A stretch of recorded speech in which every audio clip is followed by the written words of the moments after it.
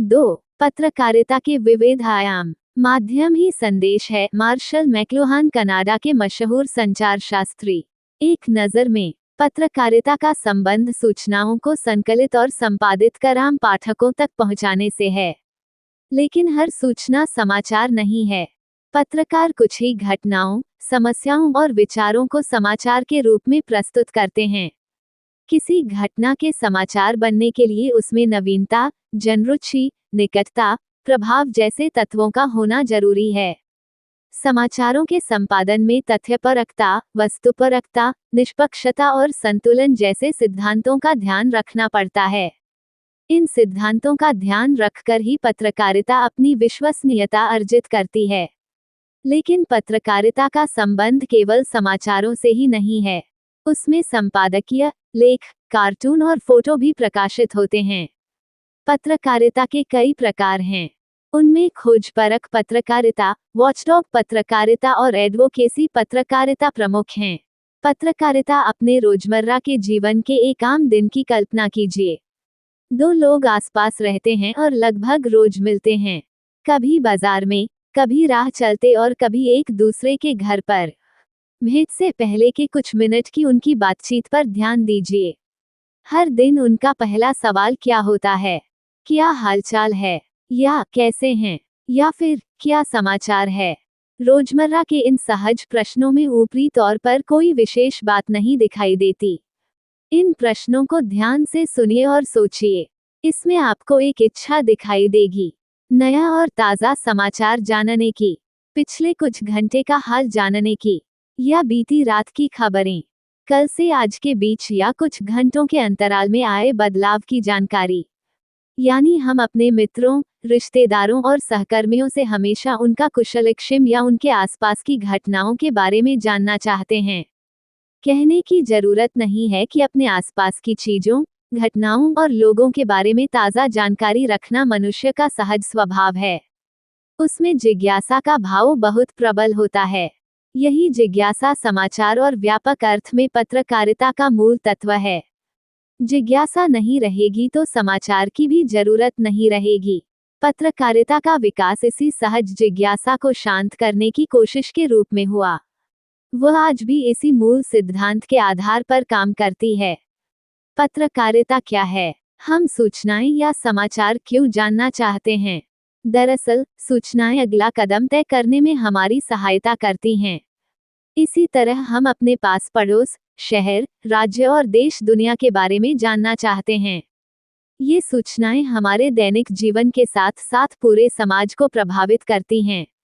आज देश दुनिया में जो कुछ हो रहा है, उसकी अधिकांश जानकारी हमें समाचार माध्यमों से मिलती है। सच तो यह है कि हमारे प्रत्यक्ष अनुभव से बाहर की दुनिया के बारे में हमें अधिकांश जानकारी समाचार माध्यमों द्वारा दिए जाने वाले समाचारों से ही मिलती है। समाचार हम हर दिन समाचार पत्र पढ़ते हैं या टेलीविजन और रेडियो पर समाचार सुनते हैं या फिर इंटरनेट पर समाचार देखते और पढ़ते हैं। इन विभिन्न समाचार माध्यमों के जरिए दुनिया भर के समाचार हमारे घरों में पहुंचते हैं। समाचार संगठनों में काम करने वाले पत्रकार देश दुनिया में घटने वाली घटनाओं को समाचार के रूप में परिवर्तित करके हम तक पहुंचाते हैं। इसके लिए वे रोज सूचनाओं का संकलन करते हैं और उन्हें समाचार के प्रारूप में ढालकर प्रस्तुत करते हैं। इस पूरी प्रक्रिया को ही पत्रकारिता कहते हैं। समाचार की कुछ परिभाषाएं। प्रेरक और उत्तेजित कर देने वाली हर सूचना समाचार है। समय पर दी जाने वाली हर सूचना समाचार का रूप धारण कर लेती है। किसी घटना की रिपोर्ट ही समाचार है। समाचार जल्दी में लिखा गया इतिहास है। समाचार क्या है? इतना तो आप जान ही गए होंगे कि हर सूचना समाचार नहीं है, यानी हर सूचना समाचार माध्यमों में प्रकाशित या प्रसारित नहीं होती है। ऐसा क्यों है? आखिर हर घटना समाचार क्यों नहीं है? वो हर बात समाचार क्यों नहीं है जिसके बारे में हमें पहले जानकारी नहीं थी? क्या एक दूसरे का हालचाल और खोज खबर लेना समाचार नहीं है? क्या वह सब समाचार नहीं है जिसके बारे में लोग जानना चाहते हैं या जिसके बारे में लोगों को जानना चाहिए? या फिर समाचार वही है जिसे एक पत्रकार समाचार मानता है? निश्चय ही मित्रों, रिश्तेदारों और सहकर्मियों से आपसी कुशलक्षेम और हालचाल का आदान प्रदान समाचार माध्यमों के लिए समाचार नहीं है। इसकी वजह ये है कि आपसी कुशलक्षेम हमारा व्यक्तिगत मामला है। हमारे नजदीकी लोगों के अलावा अन्य किसी की उसमें दिलचस्पी नहीं होगी। दरअसल समाचार माध्यम कुछ लोगों के लिए नहीं बल्कि अपने हजारों लाखों पाठकों, श्रोताओं और दर्शकों के लिए काम करते हैं। स्वाभाविक है कि वे समाचार के रूप में उन्हीं घटनाओं, मुद्दों और समस्याओं को चुनते हैं जिन्हें जानने में अधिक से अधिक लोगों की रुचि होती है। यहाँ हमारा आशय उस तरह के समाचारों से है जिनका किसी न किसी रूप में सार्वजनिक महत्व होता है। ऐसे समाचार अपने समय के विचार, घटना और समस्याओं के बारे में लिखे जाते हैं। ये समाचार ऐसी समसामयिक घटनाओं, समस्याओं और विचारों पर आधारित होते हैं जिन्हें जानने की अधिक से अधिक लोगों में दिलचस्पी होती है और जिनका अधिक से अधिक लोगों के जीवन पर प्रभाव पड़ता है। इसके बावजूद ऐसा कोई फार्मूला नहीं है जिसके आधार पर यह कहा जाए कि यह घटना समाचार है और यह नहीं। पत्रकार और समाचार संगठन ही किसी भी समाचार के चयन, आकार और उसकी प्रस्तुति का निर्धारण करते हैं। यही कारण है कि समाचार पत्रों और समाचार चैनलों में समाचारों के चयन और प्रस्तुति में इतना फर्क दिखाई पड़ता है। एक समाचार पत्र में एक समाचार मुख्य समाचार, लीड स्टोरी हो सकता है और किसी अन्य समाचार पत्र में वही समाचार भीतर के पृष्ठों पर कहीं एक कॉलम का समाचार हो सकता है। एक टेलीविजन चैनल के लिए अमिताभ बच्चन के जन्मदिन का समाचार पहला मुख्य समाचार हो सकता है, तो संभव है कि कोई अन्य चैनल इराक में युद्ध को या आर्थिक विकास को लेकर दिए गए प्रधानमंत्री के बयान को अपनी मुख्य खबर बनाए। लेकिन विभिन्नताओं का अर्थ यह नहीं है कि समाचार की कोई परिभाषा ही नहीं है। किसी घटना, समस्या और विचार में कुछ ऐसे तत्व होते हैं जिनके होने पर उसके समाचार बनने की संभावना बढ़ जाती है। उन तत्वों को लेकर समाचार माध्यमों में एक आम सहमति है। इस चर्चा के उपरांत अब हम समाचार को इस तरह परिभाषित कर सकते हैं: समाचार किसी भी ऐसी ताज़ा घटना, विचार या समस्या की रिपोर्ट है जिसमें अधिक से अधिक लोगों की रुचि हो और जिसका अधिक से अधिक लोगों पर प्रभाव पड़ रहा हो। दरअसल समाचार माध्यमों के उपभोक्ता यानी पाठक, दर्शक और श्रोता अपने मूल्यों, रुचियों और दृष्टिकोणों में बहुत विविधताएं और भिन्नताएं लिए होते हैं।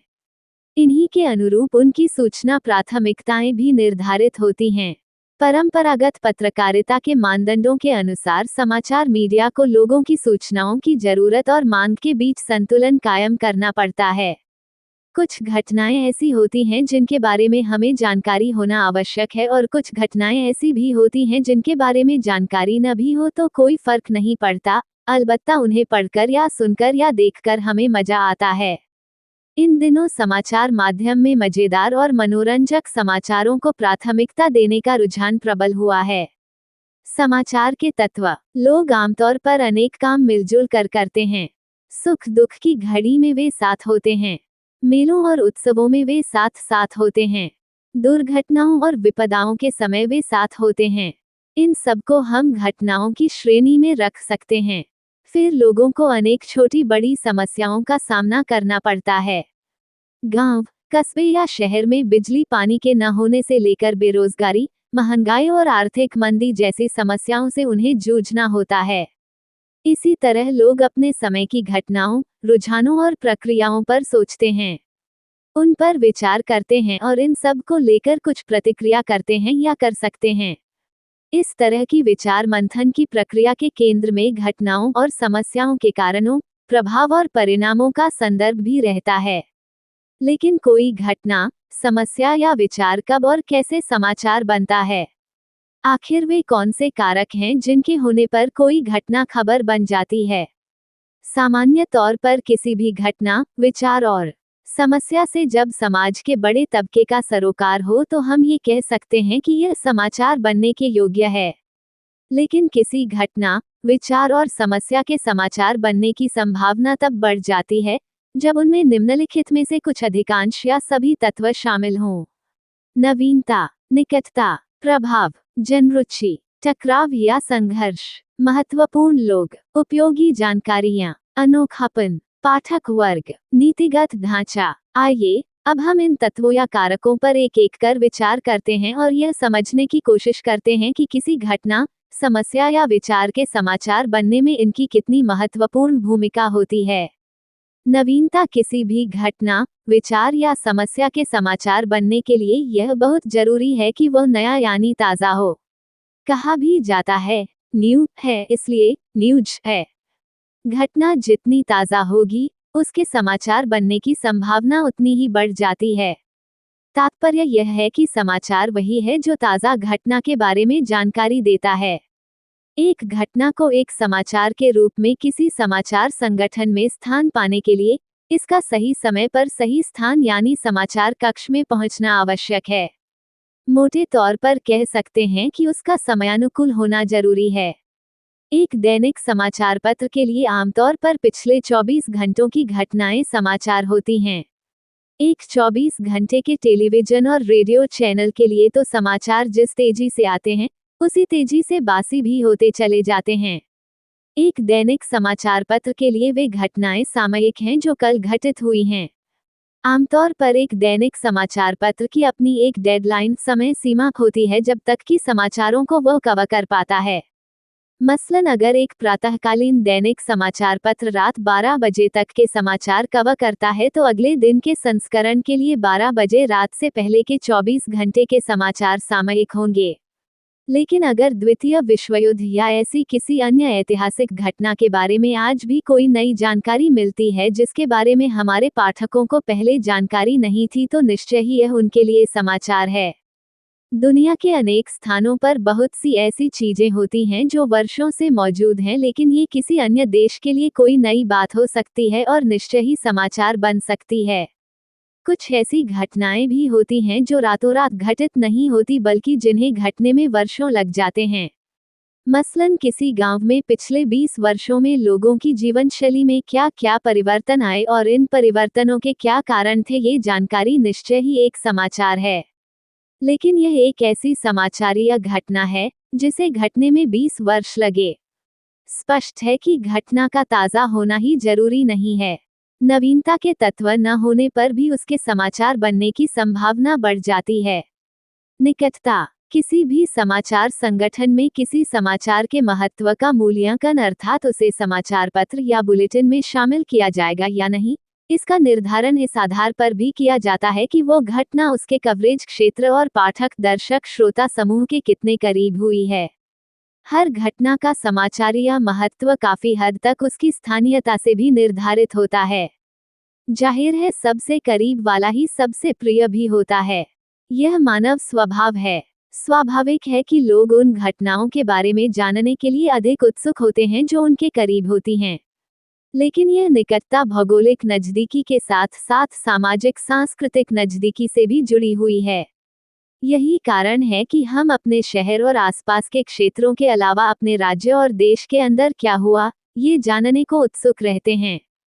हम अपने देशवासियों से सामाजिक सांस्कृतिक रूप से जुड़े हुए हैं, चाहे वे हमसे सैकड़ों मील दूर बैठे हों। यही नहीं, इस सांस्कृतिक निकटता के कारण हम विदेशों में बसे भारतीयों से जुड़ी घटनाओं को भी जानना चाहते हैं। लेकिन एक जैसी महत्व की दो घटनाओं में से स्थानीय समाचार पत्र में उस घटना के खबर बनने की संभावना ज्यादा है जो उसके पाठकों के ज्यादा करीब हुई है। इसका एक कारण तो करीब होना है और दूसरा कारण ये भी है कि उसका असर उन पर भी पड़ता है। मसलन किसी एक खास कॉलोनी में चोरी डकैती की घटना के बारे में वहां के लोगों की रुचि होना स्वाभाविक है। रुचि इसलिए कि घटना उनके करीब हुई है और इसलिए भी कि इसका संबंध स्वयं उनकी अपनी सुरक्षा से है। प्रभाव किसी घटना के प्रभाव से भी उसका समाचारीय महत्व निर्धारित होता है। किसी घटना की तीव्रता का अंदाजा इस बात से लगाया जाता है कि उससे कितने सारे लोग प्रभावित हो रहे हैं या कितने बड़े भूभाग पर उसका असर हो रहा है। किसी घटना से जितने अधिक लोग प्रभावित होंगे, उसके समाचार बनने की संभावना उतनी ही बढ़ जाती है। जाहिर है जिन घटनाओं का पाठकों के जीवन पर सीधा प्रभाव पड़ रहा हो, उसके बारे में जानने की उनमें स्वाभाविक इच्छा होती है। जैसे सरकार के किसी निर्णय से अगर सिर्फ 100 लोगों को लाभ हो रहा हो तो यह उतना बड़ा समाचार नहीं है जितना कि उससे लाभान्वित होने वाले लोगों की संख्या अगर 1 लाख हो। सरकार अनेक नीतिगत फैसले लेती है जिनका प्रभाव तात्कालिक नहीं होता लेकिन दीर्घकालिक प्रभाव महत्वपूर्ण हो सकते हैं और इसी दृष्टि से इसके समाचारीय महत्व को आंका जाना चाहिए। जनरुचि। किसी विचार, घटना और समस्या के समाचार बनने के लिए ये भी आवश्यक है कि लोगों की उसमें दिलचस्पी हो, वे उसके बारे में जानना चाहते हों। कोई भी घटना समाचार तभी बन सकती है जब पाठकों या दर्शकों का एक बड़ा तबका उसके बारे में जानने में रुचि रखता हो। हर समाचार संगठन का अपना एक लक्ष्य समूह टारगेट ऑडियंस होता है और वह समाचार संगठन अपने पाठकों या श्रोताओं की रुचियों को ध्यान में रखकर समाचारों का चयन करता है। लेकिन हाल के वर्षों में लोगों की रुचियों और प्राथमिकताओं में भी तोड़ मरोड़ की प्रक्रिया काफी तेज हुई है और यह भी सच है कि लोगों की रुचियों में परिवर्तन भी आ रहे हैं। कह सकते हैं कि रुचियां कोई स्थिर चीज नहीं है, गतिशील हैं। कई बार इनमें परिवर्तन आते हैं तो मीडिया में भी परिवर्तन आता है। लेकिन आज मीडिया लोगों की रुचियों में परिवर्तन लाने में बहुत बड़ी भूमिका अदा कर रहा है। टकराव या संघर्ष। किसी घटना में टकराव या संघर्ष का पहलू होने पर उसके समाचार के रूप में चयन की संभावना बढ़ जाती है क्योंकि लोगों में टकराव या संघर्ष के बारे में जानने की स्वाभाविक दिलचस्पी होती है। इसकी वजह ये है कि टकराव या संघर्ष का उनके जीवन पर सीधा असर पड़ता है। वे उससे बचना चाहते हैं और इसलिए उसके बारे में जानना चाहते हैं। यही कारण है कि युद्ध और सैनिक टकराव के बारे में जानने की लोगों में सर्वाधिक रुचि होती है। लेकिन टकराव का अर्थ केवल खून खराबा या खूनी संघर्ष ही नहीं है, बल्कि खेलों में जब दो टीमें आपस में मुकाबला करती हैं या चुनावों में राजनीतिक दलों के बीच राजनीतिक संघर्ष होता है तो उसे भी जानने में लोगों की उतनी ही दिलचस्पी होती है। महत्वपूर्ण लोग। मशहूर और जाने माने लोगों के बारे में जानने की आम पाठकों, दर्शकों और श्रोताओं में स्वाभाविक इच्छा होती है। कई बार किसी घटना से जुड़े लोगों के महत्वपूर्ण होने के कारण भी उसका समाचारीय महत्व बढ़ जाता है। जैसे अगर प्रधानमंत्री को जुकाम भी हो जाए तो यह एक खबर होती है। इसी तरह किसी फिल्मी सितारे या क्रिकेट खिलाड़ी का विवाह भी खबर बन जाती है, जबकि यह एक नितांत निजी आयोजन होता है। दरअसल, लोग ये जानना चाहते हैं कि मशहूर लोग उस मुकाम तक कैसे पहुंचे, उनका जीवन कैसा होता है और विभिन्न मुद्दों पर उनके क्या विचार हैं। लेकिन कई बार समाचार माध्यम महत्वपूर्ण लोगों की खबर देने के लोभ में उनके निजी जीवन की सीमाएं लांघ जाते हैं। यही नहीं, महत्वपूर्ण लोगों के बारे में जानकारी देने के नाम पर कई बार समाचार माध्यम अफवाहें और कोरी गप प्रसारित करते दिखाई पड़ते हैं। उपयोगी जानकारियां। अनेक ऐसी सूचनाएं भी समाचार मानी जाती हैं जिनका समाज के किसी विशेष तबके के लिए खास महत्व हो सकता है। ये लोगों की तात्कालिक उपयोग की सूचनाएं भी हो सकती हैं। मसलन स्कूल कब खुलेंगे, किसी खास कॉलोनी में बिजली कब बंद रहेगी, पानी का दबाव कैसा रहेगा, वहां का मौसम कैसा रहेगा आदि। ऐसी सूचनाओं का हमारे रोजमर्रा के जीवन में काफी उपयोग होता है और इसलिए उन्हें जानने में आम लोगों की सहज दिलचस्पी होती है। अनोखापन। एक पुरानी कहावत है कि कुत्ता आदमी को काट ले तो वह खबर नहीं, लेकिन अगर आदमी कुत्ते को काट ले तो वह खबर है। यानी जो कुछ स्वाभाविक नहीं है या किसी रूप में असाधारण है, वही समाचार है। निश्चय ही अनहोनी घटनाएं समाचार होती हैं। लोग इनके बारे में जानना चाहते हैं। लेकिन समाचार मीडिया को इस तरह की घटनाओं के संदर्भ में काफी सजगता बरतनी चाहिए, अन्यथा कई मौकों पर ये देखा गया है कि इस तरह के समाचारों ने लोगों में अवैज्ञानिक सोच और अंधविश्वास को जन्म दिया है। कई बार ये देखा गया है कि किसी विचित्र बच्चे के पैदा होने की घटना का समाचार चिकित्सा विज्ञान के संदर्भ से काटकर किसी अंधविश्वासी संदर्भ में प्रस्तुत कर दिया जाता है। भूत प्रेत के किस्से कहानी समाचार नहीं हो सकते। किसी इंसान को भगवान बनाने के मिथ गढ़ने से भी समाचार मीडिया को बचना चाहिए। पाठक वर्ग आमतौर पर हर समाचार संगठन से प्रकाशित प्रसारित होने वाले समाचार पत्र और रेडियो टीवी चैनलों का एक खास पाठक दर्शक श्रोता वर्ग होता है। समाचार संगठन समाचारों का चुनाव करते हुए अपने पाठक वर्ग की रुचियों और जरूरतों का विशेष ध्यान रखते हैं। जाहिर है कि किसी समाचारीय घटना का महत्व इससे भी तय होता है कि किसी खास समाचार का ऑडियंस कौन है और उसका आकार कितना बड़ा है। इन दिनों ऑडियंस का समाचारों के महत्व के आकलन में प्रभाव बढ़ता जा रहा है। इसका एक नतीजा ये हुआ है कि अतिरिक्त क्रय शक्ति वाले सामाजिक तबकों अर्थात अमीरों और मध्यम वर्ग में अधिक पढ़े जाने वाले समाचारों को ज्यादा महत्व मिल रहा है। इसकी वजह ये है कि विज्ञापनदाताओं की इन वर्गों में ज्यादा रुचि होती है। लेकिन इस वजह से समाचार माध्यमों में गरीब और कमजोर वर्ग के पाठकों और उनसे जुड़ी खबरों को नजरअंदाज करने की प्रवृत्ति बढ़ती जा रही है। नीतिगत ढांचा। विभिन्न समाचार संगठनों की समाचारों के चयन और प्रस्तुति को लेकर एक नीति होती है। इस नीति को संपादकीय नीति भी कहते हैं। संपादकीय नीति का निर्धारण संपादक या समाचार संगठन के मालिक करते हैं। समाचार संगठन समाचारों के चयन में अपनी संपादकीय नीति का भी ध्यान रखते हैं। लेकिन इसका अर्थ यह नहीं है कि वे केवल संपादकीय नीति के अनुकूल खबरों का ही चयन करते हैं, बल्कि वे उन खबरों को भी चुनते हैं जो संपादकीय नीति के अनुकूल नहीं है। यह जरूर हो सकता है कि संपादकीय लाइन के प्रतिकूल खबरों को उतनी प्रमुखता न दी जाए जितनी अनुकूल खबरों को दी जाती है। संपादन। जनसंचार माध्यमों में द्वारपाल की भूमिका की चर्चा हमने अध्याय में की थी। समाचार संगठनों में द्वारपाल की भूमिका संपादक और सहायक संपादक, समाचार संपादक, मुख्य उपसंपादक और उपसंपादक आदि निभाते हैं। वे न सिर्फ अपने संवाददाताओं और अन्य स्रोतों से प्राप्त समाचारों के चयन में महत्वपूर्ण भूमिका अदा करते हैं, बल्कि उनकी प्रस्तुति की जिम्मेदारी भी उन्हीं पर होती है। समाचार संगठनों में समाचारों के संकलन का कार्य जहां रिपोर्टिंग की टीम करती है, वहीं उन्हें संपादित कर लोगों तक पहुंचाने की जिम्मेदारी संपादकीय टीम पर होती है।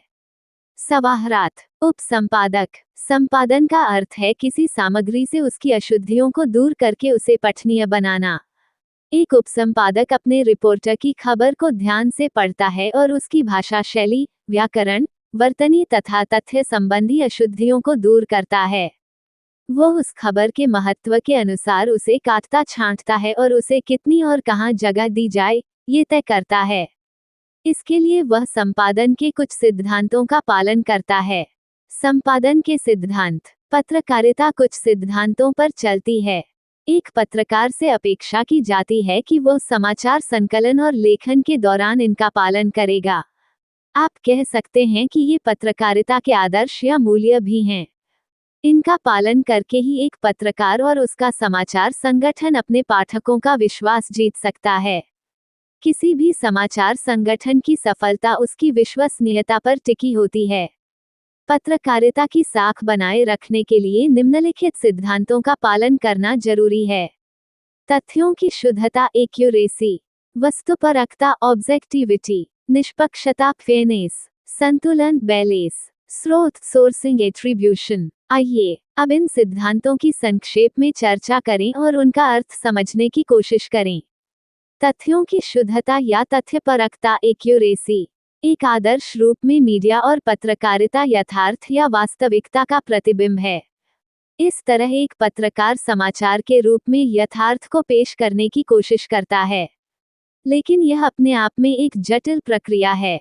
सच यह है कि मानव यथार्थ की नहीं, यथार्थ की छवियों की दुनिया में रहता है। किसी भी घटना के बारे में हमें जो भी जानकारियां प्राप्त होती हैं, उसी के अनुसार हम उस यथार्थ की एक छवि अपने मस्तिष्क में बना लेते हैं और यही छवि हमारे लिए वास्तविक यथार्थ का काम करती है। एक तरह से हम संचार माध्यमों द्वारा सृजित छवियों की दुनिया में रहते हैं। दरअसल यथार्थ को उसकी संपूर्णता में प्रतिबिंबित करने के लिए आवश्यक है कि ऐसे तथ्यों का चयन किया जाए जो उसका संपूर्णता में प्रतिनिधित्व करते हैं।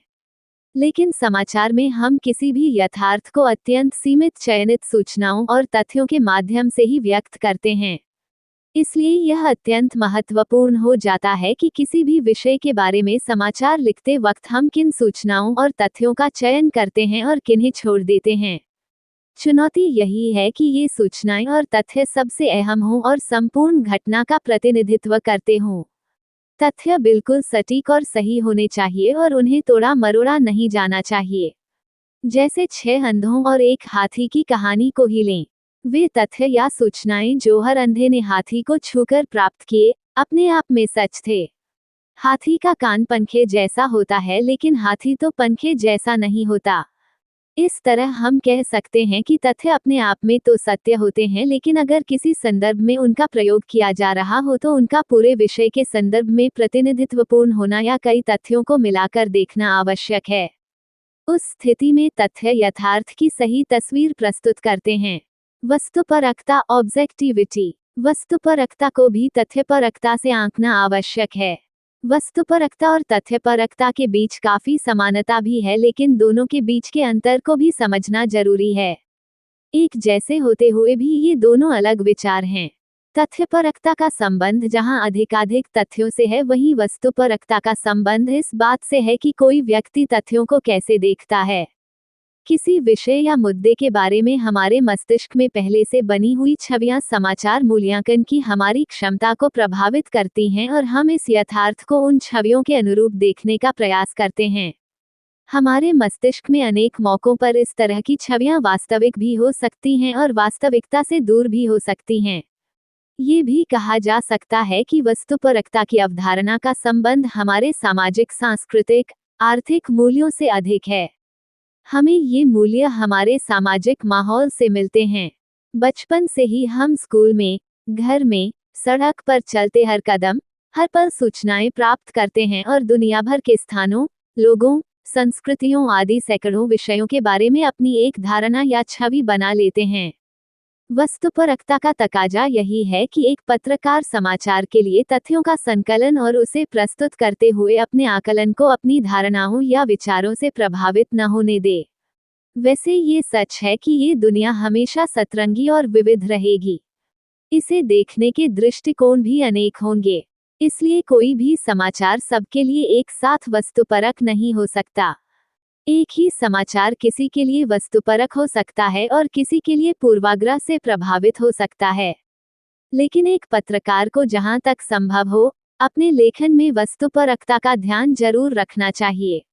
निष्पक्षता, फेयरनेस। एक पत्रकार के लिए निष्पक्ष होना भी बहुत जरूरी है। उसकी निष्पक्षता से ही उसके समाचार संगठन की साख बनती है। ये साख तभी बनती है जब समाचार संगठन बिना किसी का पक्ष लिए सच्चाई सामने लाते हैं। पत्रकारिता लोकतंत्र का चौथा स्तंभ है। इसकी राष्ट्रीय और सामाजिक जीवन में अहम भूमिका है। लेकिन निष्पक्षता का अर्थ तटस्थता नहीं है। इसलिए पत्रकारिता सही और गलत, अन्याय और न्याय जैसे मसलों के बीच तटस्थ नहीं हो सकती, बल्कि वह निष्पक्ष होते हुए भी सही और न्याय के साथ होती है। जब हम समाचारों में निष्पक्षता की बात करते हैं तो इसमें न्यायसंगत होने का तत्व अधिक अहम होता है। आज मीडिया एक बहुत बड़ी ताकत है। एक ही झटके में वह किसी की इज्जत पर बट्टा लगाने की ताकत रखती है। इसलिए किसी के बारे में समाचार लिखते वक्त इस बात का विशेष ध्यान रखना चाहिए कि कहीं किसी को अनजाने में ही बिना सुनवाई के फांसी पर तो नहीं लटकाया जा रहा है। संतुलन, बैलेंस। निष्पक्षता की अगली कड़ी संतुलन है। आमतौर पर मीडिया पर आरोप लगाया जाता है कि समाचार कवरेज संतुलित नहीं है, यानी वह किसी एक पक्ष की ओर झुका है। आमतौर पर समाचार में संतुलन की आवश्यकता वहीं पड़ती है जहां किसी घटना में अनेक पक्ष शामिल हों और उनका आपस में किसी न किसी रूप में टकराव हो। उस स्थिति में संतुलन का तकाजा यही है कि सभी संबद्ध पक्षों की बात समाचार में अपने अपने समाचारीय वजन के अनुसार स्थान पाए। समाचार में संतुलन का महत्व तब कहीं अधिक हो जाता है जब किसी पर किसी तरह के आरोप लगाए गए हों या इससे मिलती जुलती कोई स्थिति हो। उस स्थिति में हर पक्ष की बात समाचार में आनी चाहिए, अन्यथा यह एकतरफा चरित्र हनन का हथियार बन सकता है। व्यक्तिगत किस्म के आरोपों में आरोपित व्यक्ति के पक्ष को भी स्थान मिलना चाहिए, लेकिन ये स्थिति तभी संभव हो सकती है जब आरोपित व्यक्ति सार्वजनिक जीवन में हो और आरोपों के पक्ष में पक्के सबूत नहीं हो या उनका सही साबित होना काफी संदिग्ध हो। लेकिन घोषित अपराधियों या गंभीर अपराध के आरोपियों को संतुलन के नाम पर सफाई देने का अवसर देने की जरूरत नहीं है। संतुलन के नाम पर समाचार मीडिया इस तरह के तत्वों का मंच नहीं बन सकता। संतुलन का सिद्धांत अनेक सार्वजनिक मसलों पर व्यक्त किए जाने वाले विचारों और दृष्टिकोणों पर तकनीकी ढंग से लागू नहीं किया जाना चाहिए। स्रोत। हर समाचार में शामिल की गई सूचना और जानकारी का कोई स्रोत होना आवश्यक है। यहाँ स्रोत के संदर्भ में सबसे पहले ये स्पष्ट कर देना आवश्यक है कि किसी भी समाचार संगठन के स्रोत होते हैं और फिर उस समाचार संगठन का पत्रकार जब सूचनाएं एकत्रित करता है तो उसके अपने भी स्रोत होते हैं। इस तरह किसी भी दैनिक समाचार पत्र के लिए पीटीआई भाषा, यूएनआई, यूनिवार्ता जैसी समाचार एजेंसियां और स्वयं अपने ही संवाददाताओं और रिपोर्टरों का तंत्र समाचारों का स्रोत होता है। लेकिन चाहे समाचार एजेंसी हो या समाचार पत्र, इनमें काम करने वाले पत्रकारों के भी अपने समाचार स्रोत होते हैं। यहाँ हम एक पत्रकार के समाचार के स्रोतों की चर्चा करेंगे। समाचार की साख को बनाए रखने के लिए आवश्यक है कि इसमें शामिल की गई सूचना या जानकारी का कोई स्रोत हो और वह स्रोत इस तरह की सूचना या जानकारी देने का अधिकार रखता हो और समर्थ हो। कुछ जानकारियां बहुत सामान्य होती हैं जिनके स्रोतों का उल्लेख करना आवश्यक नहीं है।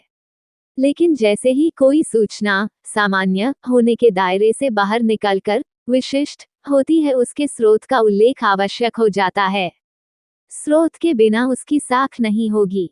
एक समाचार में समाहित सूचनाओं का स्रोत होना आवश्यक है और जिस सूचना का कोई स्रोत नहीं है, उसका स्रोत या तो पत्रकार स्वयं है या फिर यह एक सामान्य जानकारी है जिसका स्रोत देने की आवश्यकता नहीं है।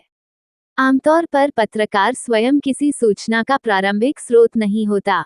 वह किसी घटना के समय घटनास्थल पर उपस्थित नहीं होता।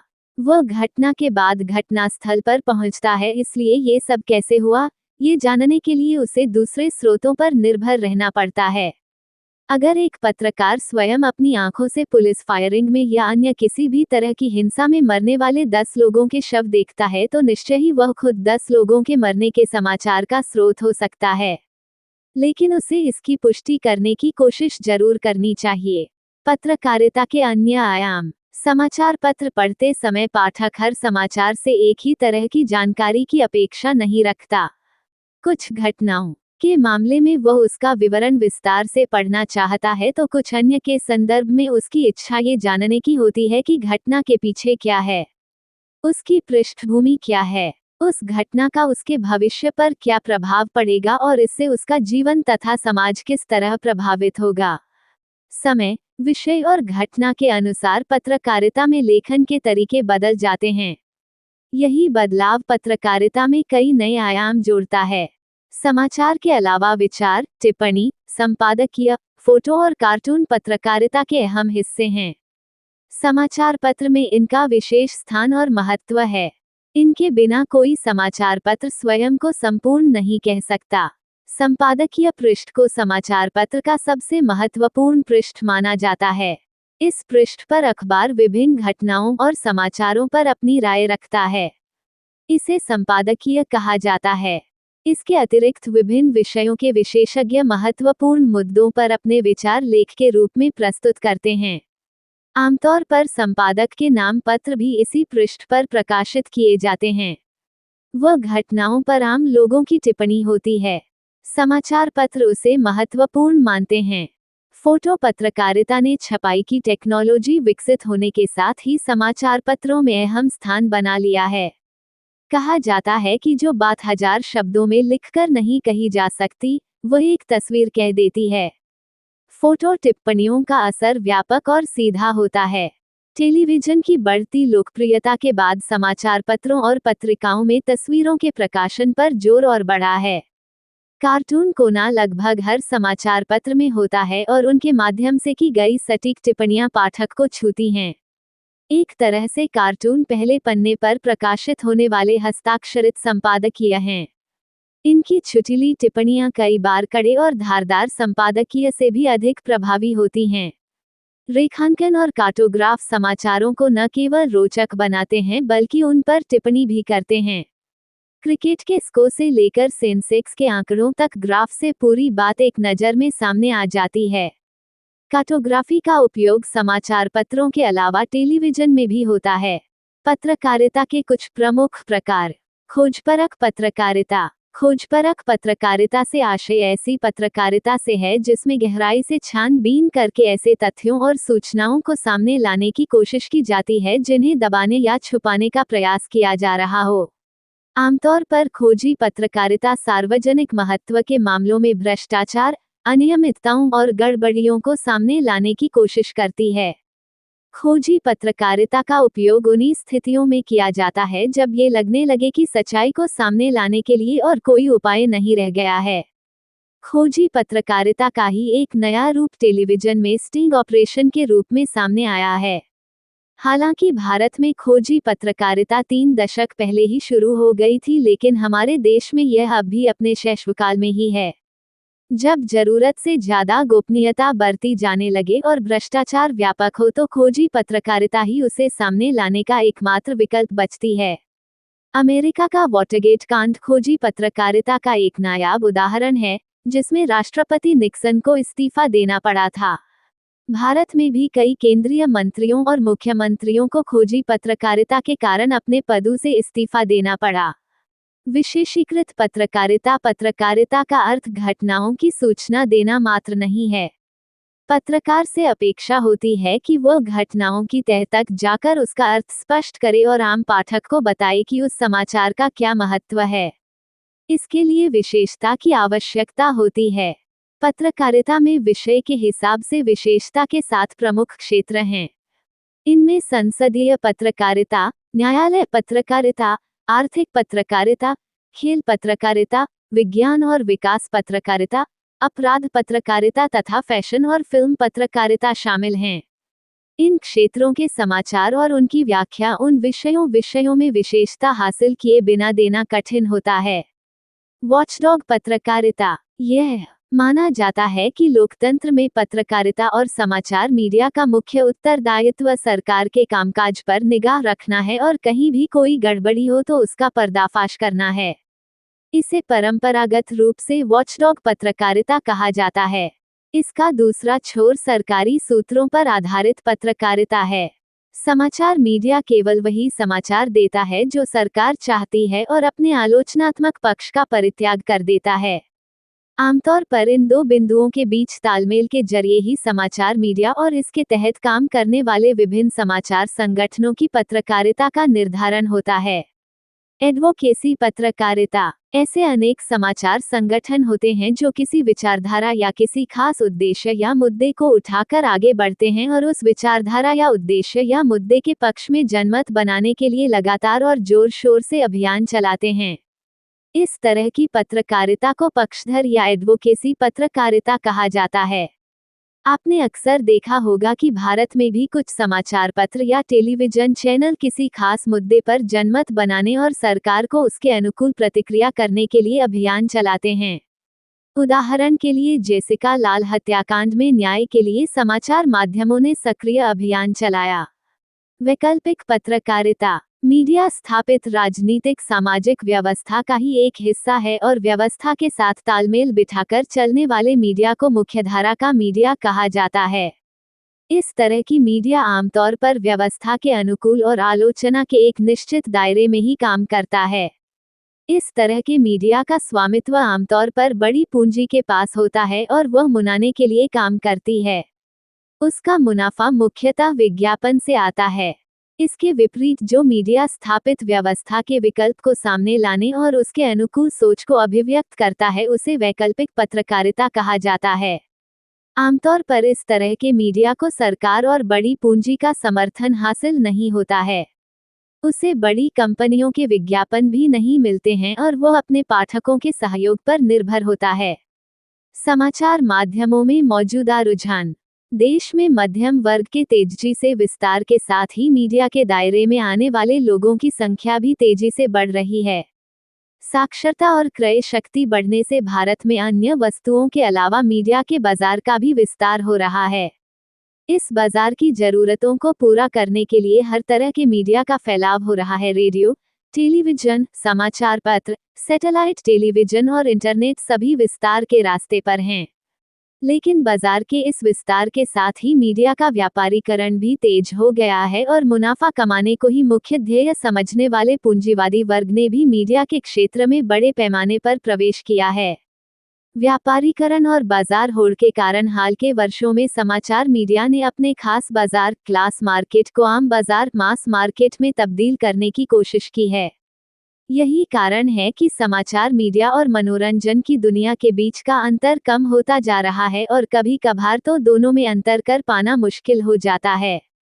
समाचार के नाम पर मनोरंजन बेचने के इस रुझान के कारण आज समाचारों में वास्तविक और सरोकारिया सूचनाओं और जानकारियों का अभाव होता जा रहा है।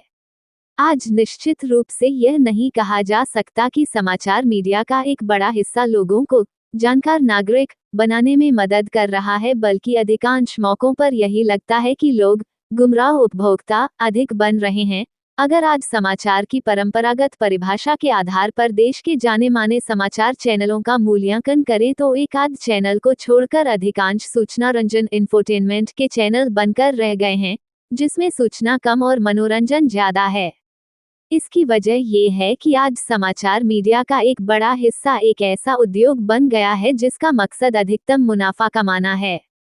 समाचार उद्योग के लिए समाचार भी पेप्सी कोक जैसा एक उत्पाद बन गया है जिसका उद्देश्य उपभोक्ताओं को गंभीर सूचनाओं के बजाय सतही मनोरंजन से बहलाना और अपनी ओर आकर्षित करना हो गया है।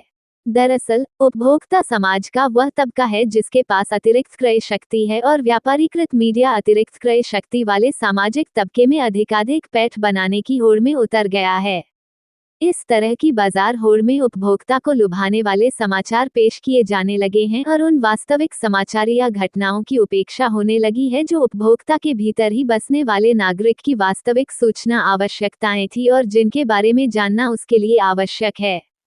इस दौर में समाचार मीडिया बाजार को हड़पने की होड़ में ज्यादा से ज्यादा लोगों की चाहत पर निर्भर होता जा रहा है और लोगों की जरूरत किनारे की जा रही है। इसमें कोई संदेह नहीं कि समाचार मीडिया में हमेशा से ही सनसनीखेज या पीठ पत्रकारिता और पेजश्री पत्रकारिता की धाराएं मौजूद रही हैं। इनका हमेशा अपना स्वतंत्र अस्तित्व रहा है। जैसे ब्रिटेन का टैब्लॉइड मीडिया और भारत में भी ब्लिट्स जैसे कुछ समाचार पत्र रहे हैं। पेजश्री भी मुख्यधारा की पत्रकारिता में मौजूद रहा है, लेकिन इन पत्रकारिता धाराओं के बीच एक विभाजन रेखा थी जिसे व्यापारीकरण के मौजूदा रुझान ने खत्म कर दिया है। ये स्थिति हमारे लोकतंत्र के लिए एक गंभीर राजनीतिक, सामाजिक और सांस्कृतिक संकट पैदा कर रही है। आज हर समाचार संगठन सबसे अधिक बिकाऊ बनने की होड़ में एक ही तरह के समाचारों पर टूटता दिखाई पड़ रहा है। इससे विविधता खत्म हो रही है और ऐसी स्थिति पैदा हो रही है जिसमें अनेक अखबार हैं और सब एक जैसे ही हैं। अनेक समाचार चैनल हैं। सर्फ करते रहिए, बदलते रहिए और एक ही तरह के समाचारों को एक ही तरह से प्रस्तुत होते देखते रहिए। विविधता समाप्त होने के साथ साथ समाचार माध्यमों में केंद्रीकरण का रुझान भी प्रबल हो रहा है। हमारे देश में परंपरागत रूप से कुछ बड़े राष्ट्रीय अखबार थे, इसके बाद क्षेत्रीय प्रेस था और अंत में जिला तहसील स्तर के छोटे समाचार पत्र थे। नई प्रौद्योगिकी आने के बाद पहले तो क्षेत्रीय अखबारों ने जिला और तहसील स्तर के प्रेस को हड़प लिया और अब राष्ट्रीय प्रेस क्षेत्रीय पाठकों में अपनी पैठ बना रहा है और क्षेत्रीय प्रेस राष्ट्रीय रूप अख्तियार कर रहा है। आज चंद समाचार पत्रों के अनेक संस्करण हैं और समाचारों का कवरेज अत्यधिक आत्मकेंद्रित, स्थानीय और विखंडित हो गया है। समाचार कवरेज में विविधता का अभाव तो है ही, साथ ही समाचारों की पिटी पिटाई अवधारणाओं के आधार पर लोगों की रुचियों और प्राथमिकताओं को परिभाषित करने का रुझान भी प्रबल हुआ है। लेकिन समाचार मीडिया के प्रबंधक बहुत समय तक इस तथ्य की उपेक्षा नहीं कर सकते क्योंकि साख और प्रभाव समाचार मीडिया की सबसे बड़ी ताकत होती है। आज समाचार मीडिया की साख में तेजी से ह्रास हो रहा है और इसके साथ ही लोगों की सोच को प्रभावित करने की इसकी क्षमता भी कुंठित हो रही है।